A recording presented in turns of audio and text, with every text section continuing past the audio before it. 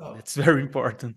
yeah. So, when you think about someone starting their career, what's the best way to get more clients? By building a practice that you're proud of.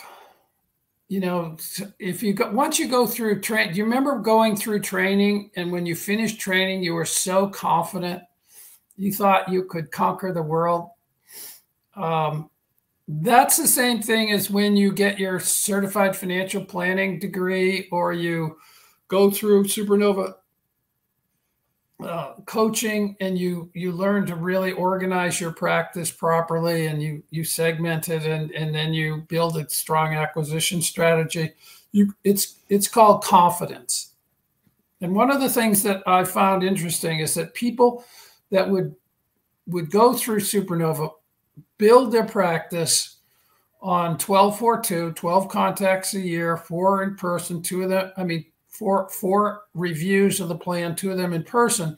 When they use that 12-4-2 model, they build a financial plan, and then they do rapid response to problems, 1-hour response, 24-hour resolution.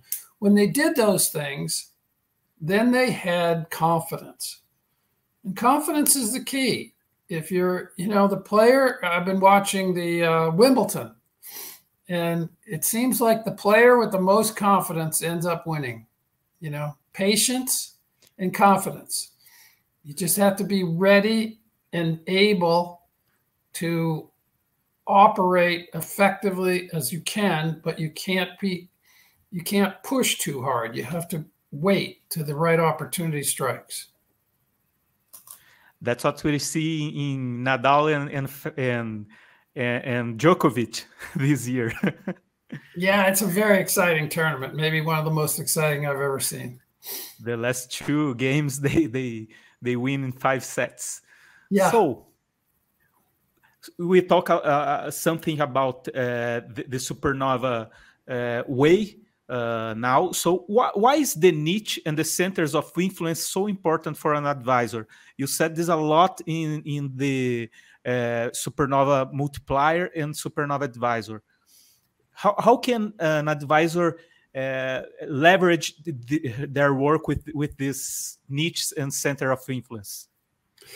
Well, it's a good point. We use something called the 96-4-2-2-1 model for acquisition, and we think that each financial advisor should have 90 prospects, 6 centers of influence, 4 people in a mastermind group, 2 niches.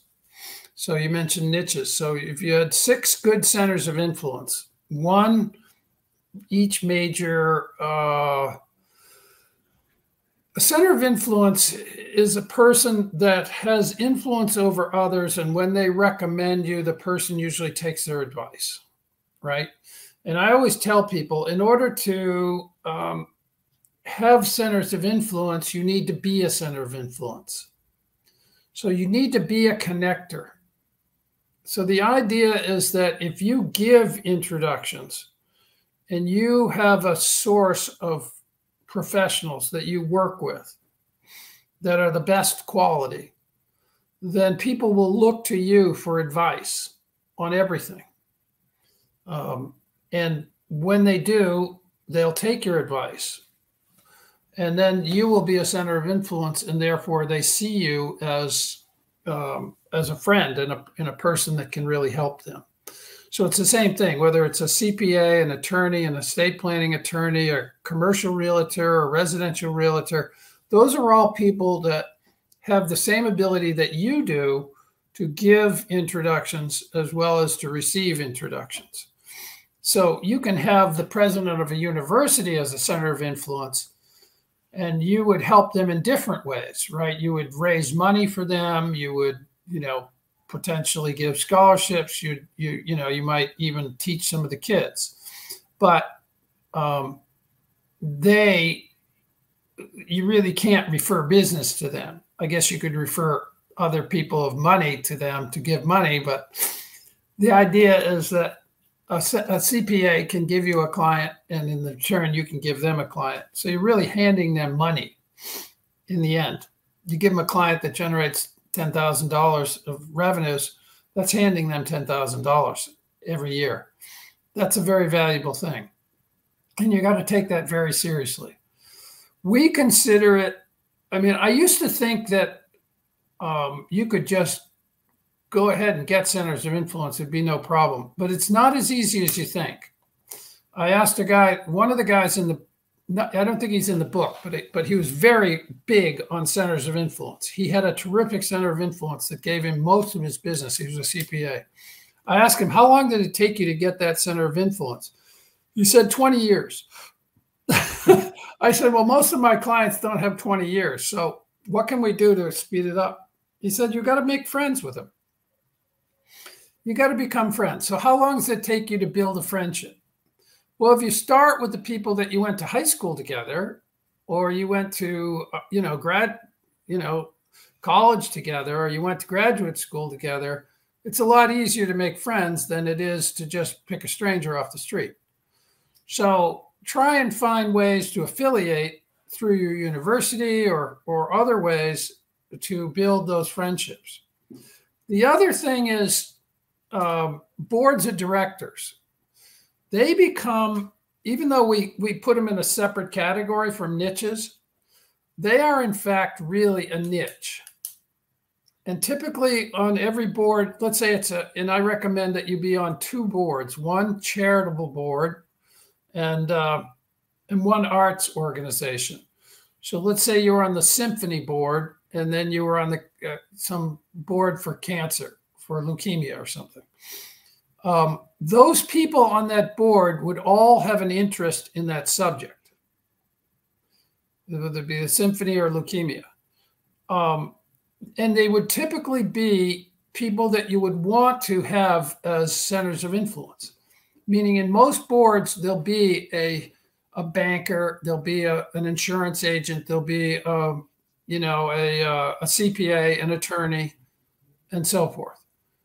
And so it's really kind of a ready-made mastermind group for you around a niche, which is the symphony, because you all have an interest in that niche. Okay? So these things kind of bleed over into each other. You know, we used to say you want to do seminars, it's better to have a ready-made audience to do seminars. Go to the Kiwanis Club and speak to them because it's a ready-made audience. Well, the same thing with the board of directors. It's a ready-made mastermind group. You don't have to build it. It's right there already. And you all have an interest in that subject. Now the question is, how do you make friends with those people? You build relationships. You find out what their interests are. If you both play tennis, you play tennis together, or you go to lunch, or you go play golf together.